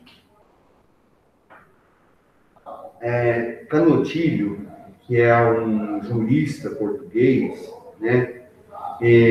Muito conceituado, tá? Ele fala que todas as leis, todos os direitos, ela é expressão do poder daquele que criou a lei. Então, a lei foi criada, ela é a expressão daquele que estava no poder naquele momento em que a lei foi criada. Ele falava isso, presta atenção. Uma lei, ela é carregada ideologicamente, como está escrito aqui mesmo, tá? Por aquele que está no poder. Aquele que está no poder, ele cria, de uma maneira ideológica, aquele pressuposto jurídico. Isto é uma realidade. Então, o direito é a expressão daquele momento. Vamos pensar aquilo que ele está falando aqui, ó. Ciência não só carrega, e aí ele está falando a ciência do direito, ou ciência jurídica, né? Não só carrega elementos ideológicos no seu interior, mas acesso certo de dominação social dos donos do poder, quando impõe aqueles falsos conteúdos à prática social. Vamos pensar nas constituições brasileiras. Vamos pensar na Constituição brasileira, anterior à de 88.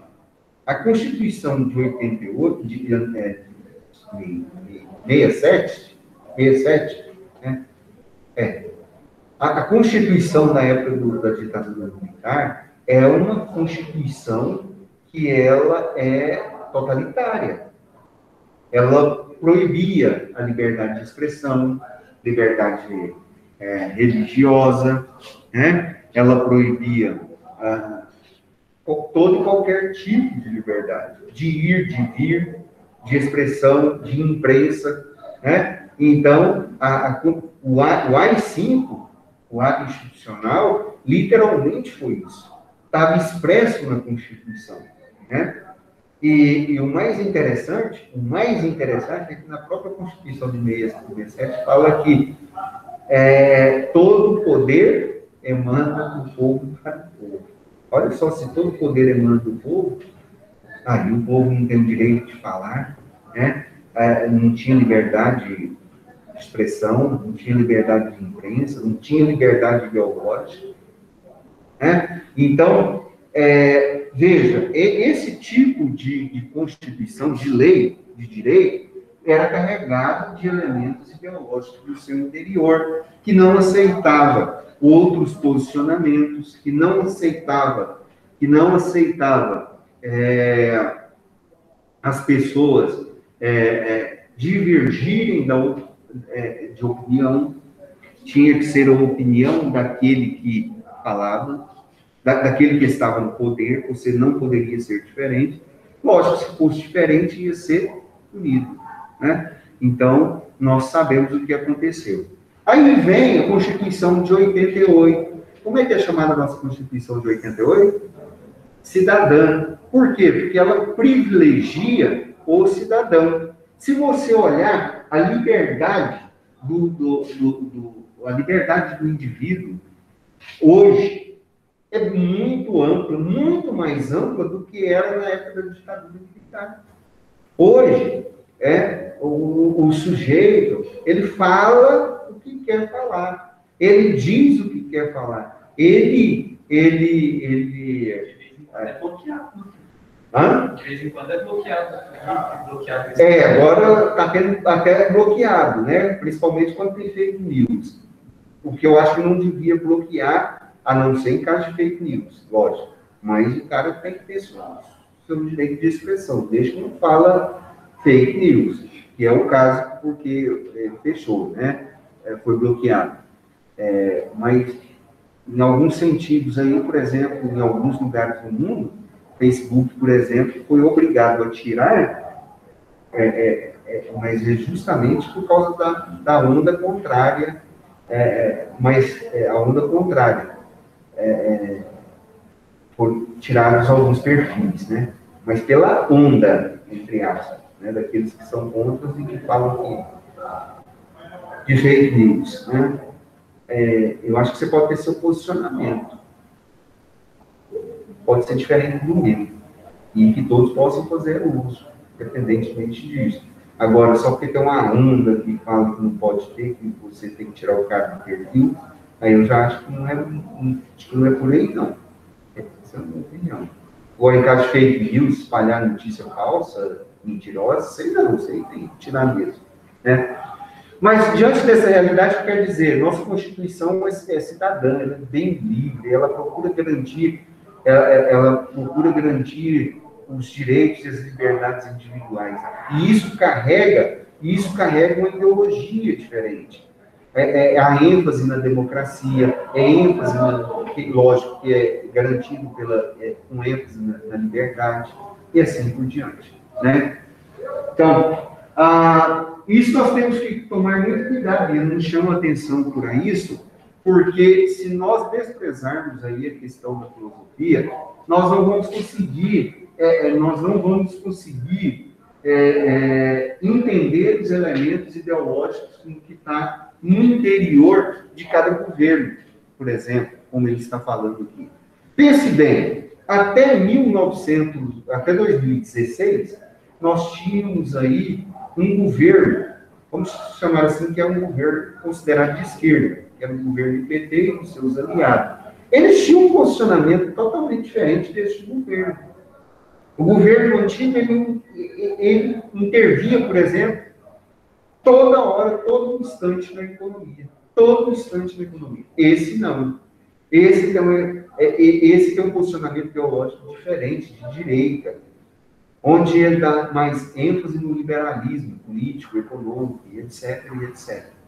Né? Então, nós temos ideologias diferentes nesses tipos de governo. Agora, eu tenho que perceber isso. Se eu não conseguir perceber isso, eu não vou ter uma atitude filosófica. Eu não vou ter um posicionamento filosófico diante dessa realidade condizente com aquilo que é o filósofo, ou que deveria ser um filósofo. Nós estamos, constantemente, nós somos bombardeados com conteúdos, né? Com conteúdos que são impositivos, que impõem o poder daquele que está ali governando, administrando. Então, eu tenho que tomar muito cuidado com isso. E aí eu tenho que perceber essa realidade, porque caso contrário, a vaca vai para o brejo, né? E o mundo se torna pior, tá? Vocês gostam de filmes, né? Vocês sabem o que é isso aí?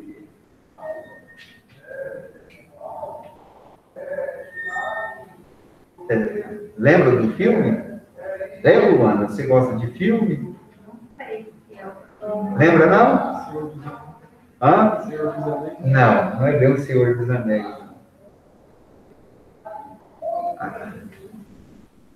Pastor Deus, Matrix, gente. Uma hora dessa eu vou passar Matrix aqui. Nossa, mas é muito antigo, por isso não é muito antigo. Matrix ia sair agora, se não fosse a pandemia, o Matrix 4 ia sair agora.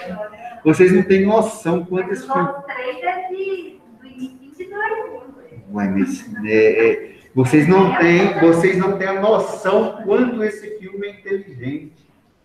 Vocês não têm noção. Quando nós assistimos, a gente não tinha essa dimensão.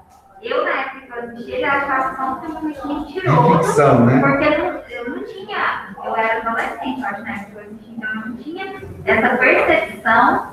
E aí, alguns filmes a gente assiste depois, a gente começa a ter uma ideia, de entender o que realmente eles queriam colocar. Ele é um filme muito inteligente. Não, é muitíssimo inteligente. Quem fez esse filme estudou filosofia, literalmente. Mesmo tem que ir um show de Truman também. Show de Truman tem, né?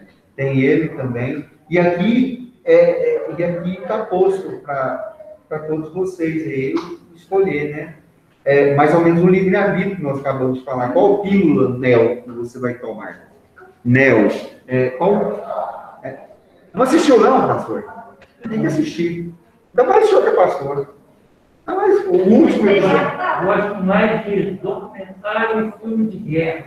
Eu também gosto mais de filme de guerra, Lágrimas no Solo, Falcão Negro em Apuros. 24 horas, Jack Bauer. Nossa, esse aí eu assisti umas 4 vezes, tem todo ele salvo lá, né? Pô, né? A Vera vai falar assim: vamos assistir um filme? Vamos. Eu não quero assistir filme de guerra.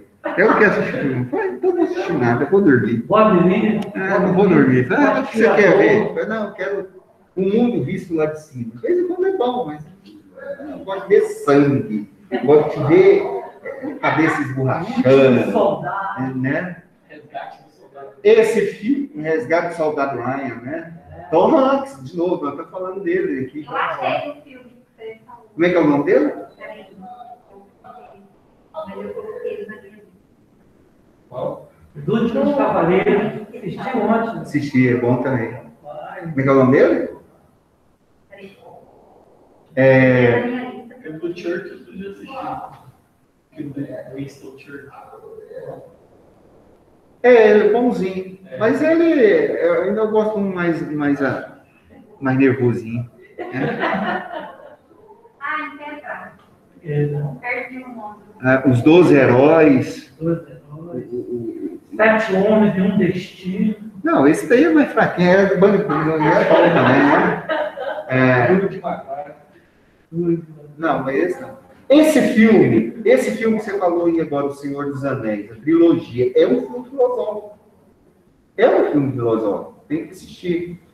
O senhor tinha que assistir ele, Matrix, assistir assim, pega um domingo não, que o senhor vai para a igreja, né? Mas Terça-feira. Não, um sábado, uma segunda-feira, descanso pastoral. Terça-feira eu vou vir a aula para assistir.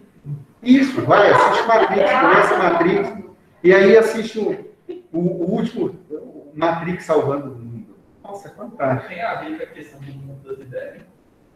Sim, literalmente. Matrix é justamente isso, é o mundo das ideias. Se vocês estiverem achando que eu estou falando de filme, não, mas esse filme é literalmente o mundo das ideias.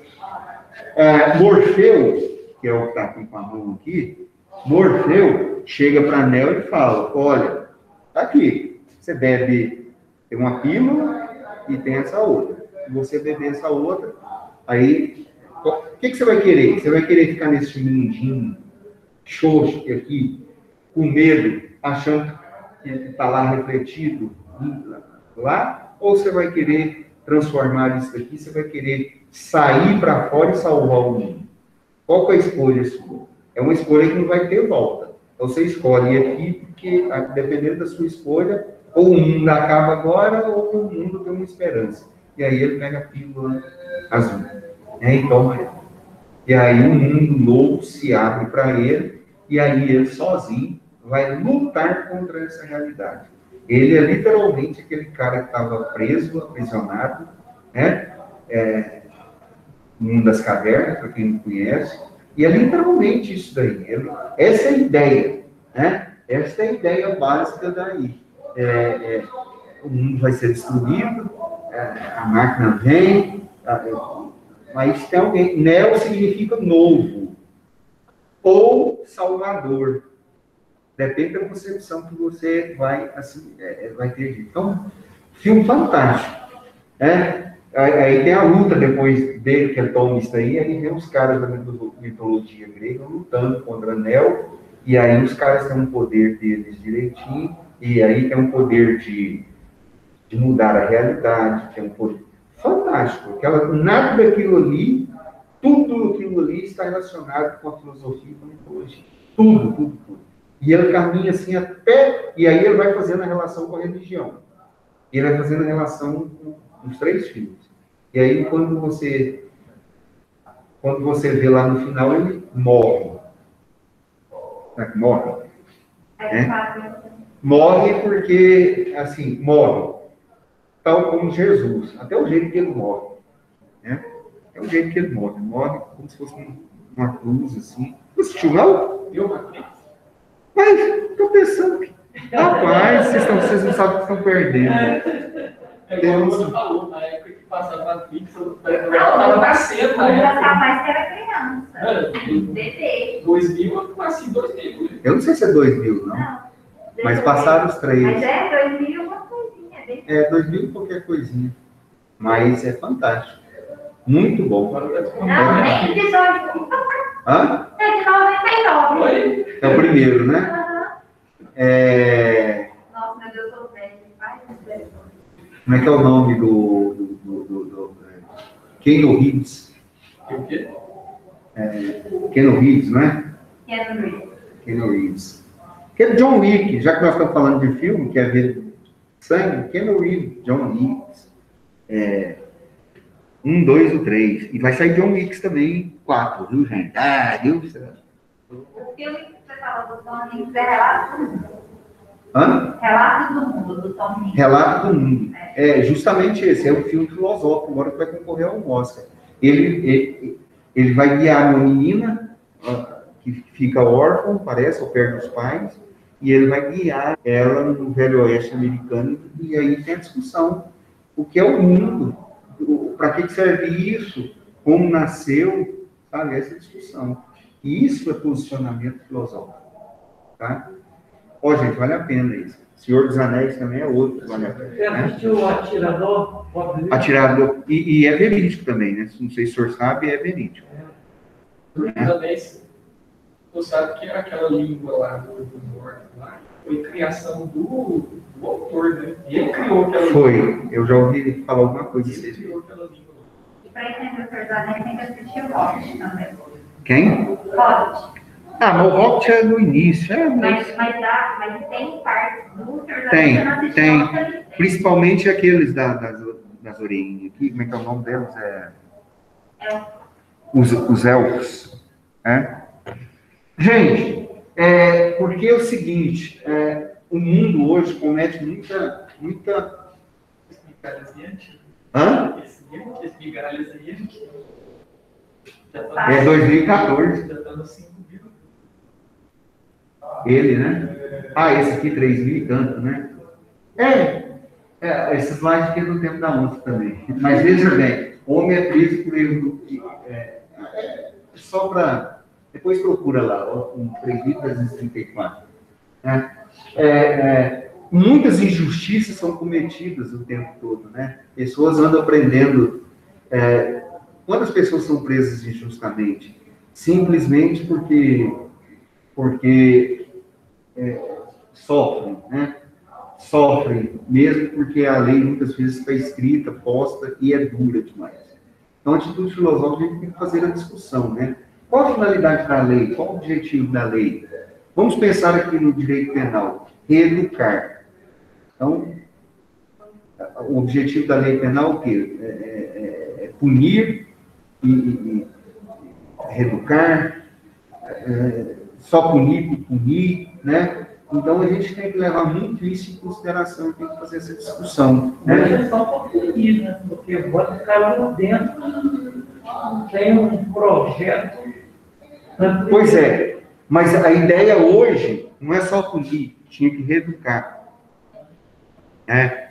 E essa reeducação não acontece. Nos presídios brasileiros, isso é uma realidade. Sai pior. Sai muito pior. Mas o Estado não tem disposição nem para fazer escola para educar, mas vai adiantar para reeducação. Como, né? Olha aí, outro caso. Isso nos Estados Unidos, né? Aqui, já que nós estamos falando em filme, né? Eu assisto esse filme aqui também, ó, Em Nome do Pai, tá? Se eu não me engano,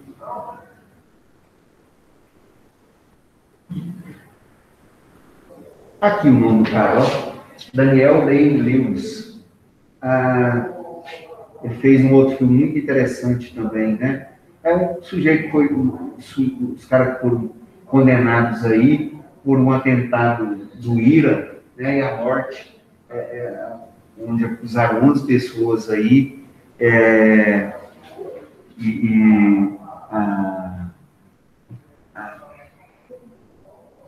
o sujeito ficou 15 anos na cadeia. A justiça hoje, ela engana. A justiça hoje, ela comete verdade. Existem muitos erros, né? Muitos erros aí. Olha esse rapaz.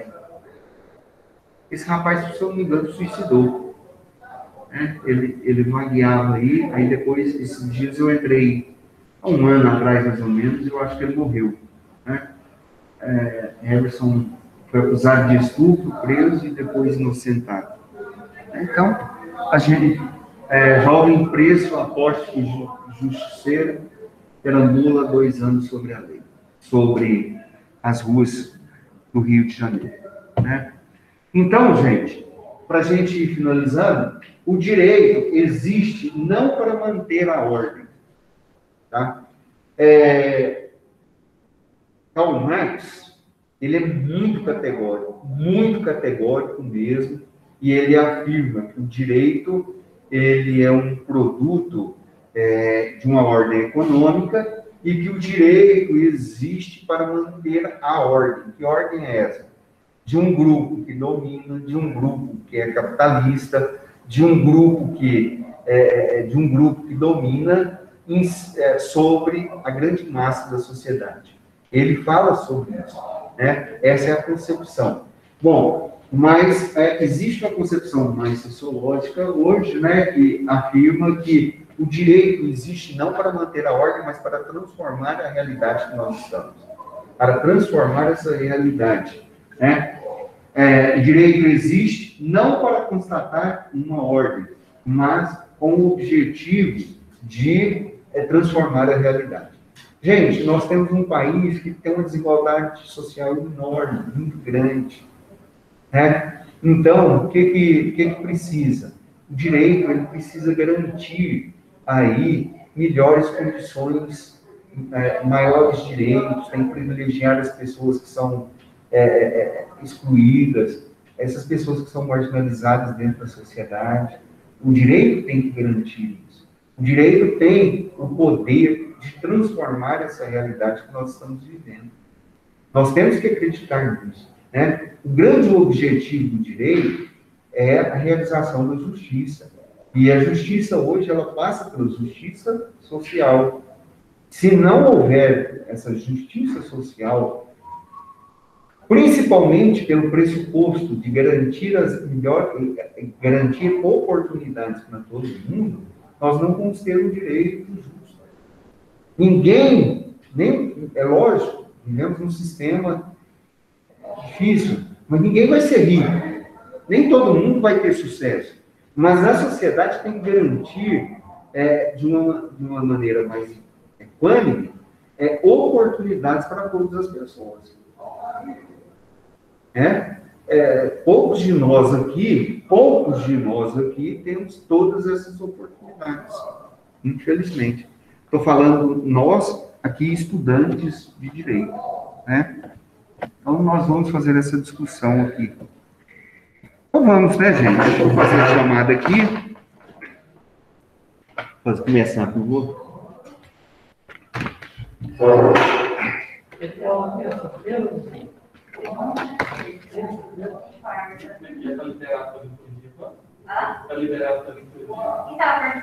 É Lucas Gabriel, né? Só depois só na quarta-feira que vai ter definição, porque os requerimentos estão para ser recebidos até quarta. Para quem vai fazer o quê? Para vir, independente do grupo, para poder vir presencialmente. Porque semana passada parece que deu menos gente do que dessa semana, pelo menos na nossa turma. Aí eu questionei ela, a gente não vai poder liberar para quem quer, que se juntar, não dá 15 pessoas. Aí, nas outras aulas, que o senhor vai dar 4, né? Não, eu vou começar a passar trabalho, vai aparecer mais gente. Aí, eu perguntei para ela se seria possível, né, liberar para quem quiser vir, independente do que está participando. Aí ela pediu para esperar até quarta, que eu vou definir. Mas vai liberar a partir do meio da semana. Para quem quiser vir ou não? Porque, pelo jeito, tem muita gente querendo ficar em casa. Uhum. Aí eles vão liberar para os que querem vir para vir, normal. Eu também acho. Quem que é aqui? Alessandra. Vai escrevendo aí, Alessandra. Carlos Eduardo. Igual eu penso assim, se está difícil desse jeito, uma situação de feriado ou não, independente, porque tem gente que às vezes Alessandra. trabalha, vai ficar segunda e terça trabalhar, vai vir para a faculdade, eu acho que não vai. Não vai ficar chovendo. Eu acho que tem que ter liberdade. Muito bem, Eu Alessandra. acho que Fred. seria complicado se muita gente tivesse alguns grupos, né? Que aí realmente podia dar tudo. Mas todos os alunos parece que estavam no lugar, né? Eu acho que é tudo liberado aí. Muito bem, Fred. Giovana e Juliana Santana. Eu quero que na terça, que é o Alexandre, eu adoro ele, e presencialmente ela parece mais, nossa. Juliana Mariana. Juliana Santana, Giovana. Eu vou falar. Ariane. Eu aviso vocês. As duas Julianas eu notei. Presente. Samiris. Presente. Walter.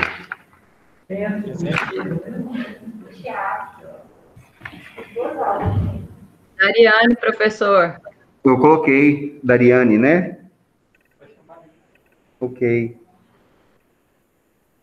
Ah, Mariane. Não, Dariane mesmo. É, Com D. Mariane. Isso, coloquei. Dariane e Mariane. Gente, ok? Então, vamos ficar por aqui. Vou parar, interromper a gravação. Coloquei para vocês três. Mas meio pontinho. Pontinho.